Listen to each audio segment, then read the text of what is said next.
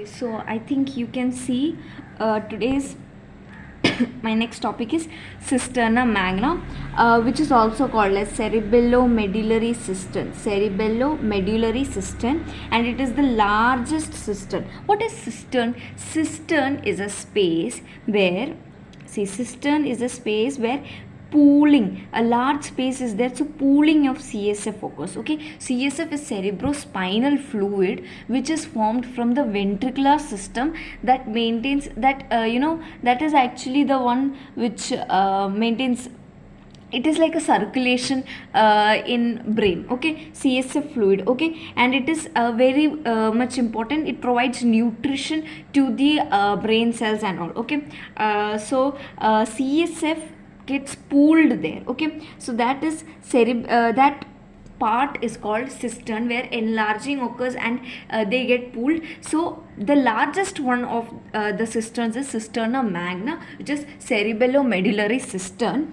and it is in the interval between the cerebellum, the inferior part of the cerebellum, and in the posterior surface of the medulla. So here is the posterior surface of the medulla. Okay, and here is the cerebellomedullary cistern. So here is lying the cerebellomedullary cistern, and this is the inferior surface of the cerebellum and the posterior surface of the medulla oblongata, and it communicates with the ventricular system through foramen of Luschka and foramen of Magendie to the fourth ventricle. Through foramen of Luschka and foramen of Magendie, it communicates with the fourth ventricle. Okay, now the clinical importance of this is that it is more maximally done to do cisternal puncture. Once if the clinician is unable to do lumbar puncture, and for therapeutic and diagnostic purposes like lumbar tapping and lumbar puncture.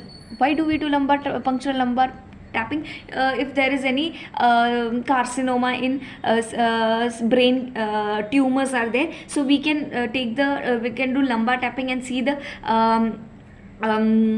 the diagnosis. We can use it for diagnosis. Okay, but if we are unable to do lumbar tapping, we will prefer the clinician can prefer cisternal puncture. Okay, and the most commonly assessed cistern for this puncture is cerebellomedullary cistern, so which is called Cisterna magna. So it is clinically very important. Then comes facial colliculus or neurobiotaxis. So what happens in facial colliculus and neurobiotaxis? I will just explain. That is neurobiotaxis. So neurobiotaxis is is a phenomenon where the motor nucleus migrates to the maximum sensory nucleus. So there is a motor nucleus, it goes to that side, that part of the, or it migrates towards that part of the brain where maximum sensory stimulus it gets, so that it can work coordinately and efficiently. Okay, so it is a phenomenon which occurs automatically. That phenomenon is called neurobiotaxis. And what happens in facial nerve case, that the facial nerve migrate towards the